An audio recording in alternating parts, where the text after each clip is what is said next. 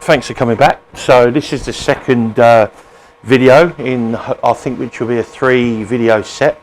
So next is printing the actual images you saw created in the last video onto the film. So this is my film.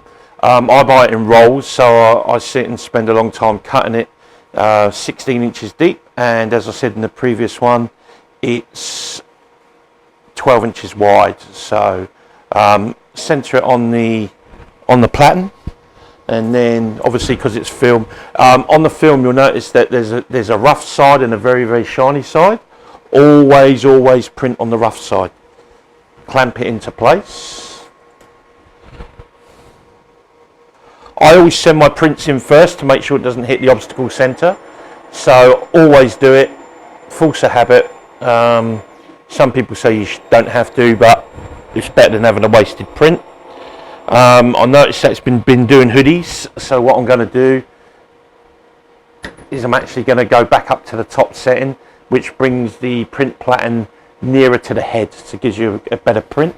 I'll send it back in again, make sure the bulldog clips don't attach with the center, which they don't.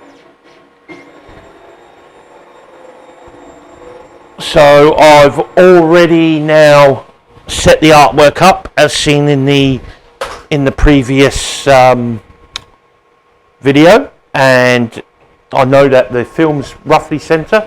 If it's not, it's just trial and error. So artwork's loaded, normal CMYK, and I'm just going to send it in for a double pass print.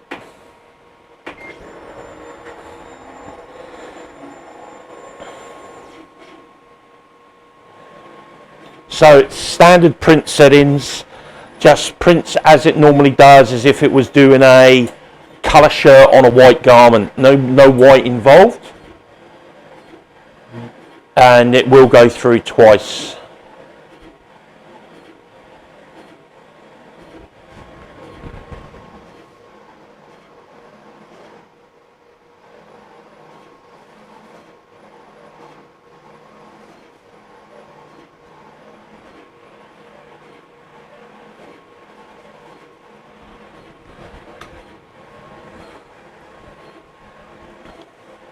So that's just CMYK only, double pass, print density of 10.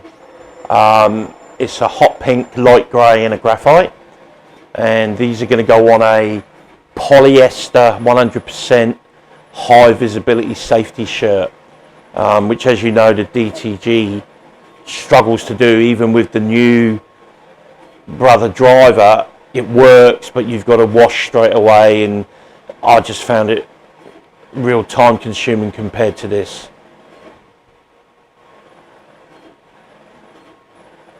So it comes out the second print. You see it's quite bright and vibrant. Now, one of the most important tricks that I learned was to stop the white pooling. You need to dry this ink. So I use a standard heat gun on a low setting and just dry it.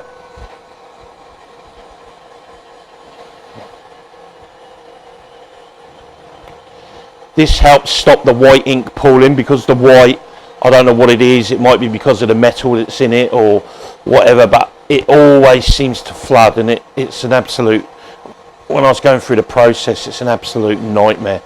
So just give it a little quick dry, just to give it, even if it's tacky, that normally does it. And now I'm going to send in the white underbase.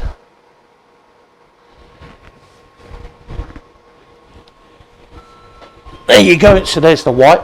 So as I said in the other video, it's set up for 2-layer white, but the way the printer works is it only lays down half of what it needs for the first layer, then the second half. So if you remember, it's at an 80% opacity. So I'm going to send it in, I'm going to let it print, but then as it pulls itself back in for the second coat of white, I'm going to cancel it. Hopefully it lines up. I think it will, but it's a live video, so no edits here. Just let's see how it comes out.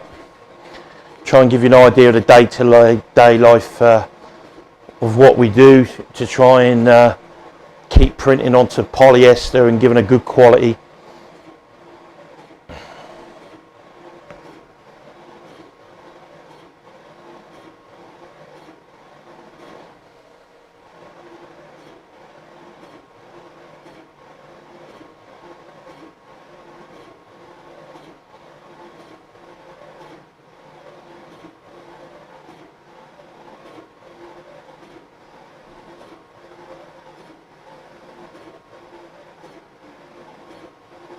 This printer is about 2.5 years old, got a few thousand prints on it, but touch wood, still seems to be going well, so I'm quite happy with it.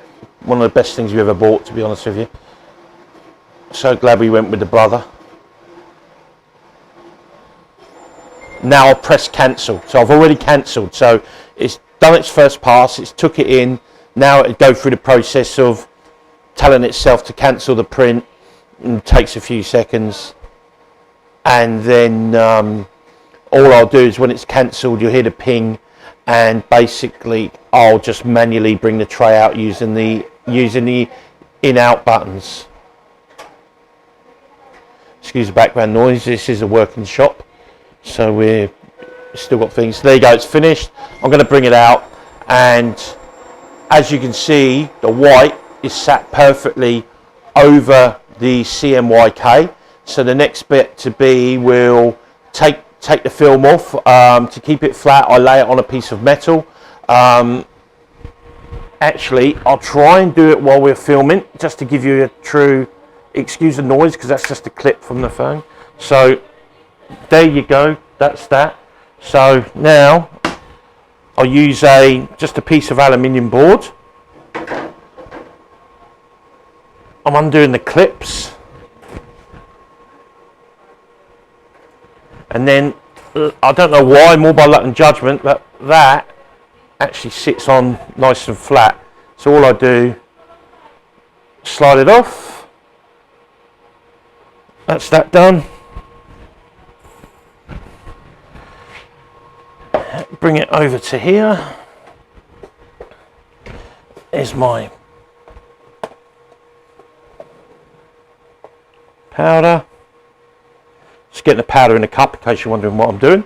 And then I'm just going to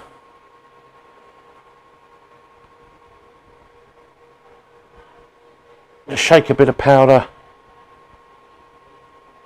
onto the film.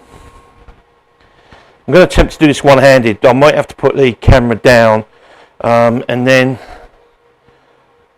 obviously cover the whole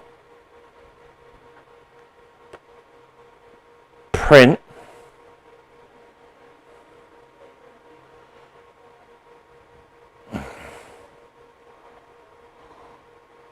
I'm making a mess because I'm doing this one-handed, normally two-handed over the top of the thing, but I'm trying to do it to capture it for the video for you guys. So, and then obviously I missed a bit down here, so I'm going to bring the powder back. That's covered, and then the bottom aeroplane. Okay, so that's now covered. I'm going to actually tip it onto there, sacrilege, but I'll get that in, give it a good shake. Just getting all the residual powder off. Now you see, if you turn it around, there's the front print. So now, take it to the press, and the way we dry it here, because obviously we don't have a commercial DTF, is on a swing press, hover it 155 degrees for 3.5 minutes. Then once that's done, I have a timer just to start that. That'll tell me when it's done. Then when that's done, it's ready for pressing, and we'll do the press in the next video. Thanks for watching.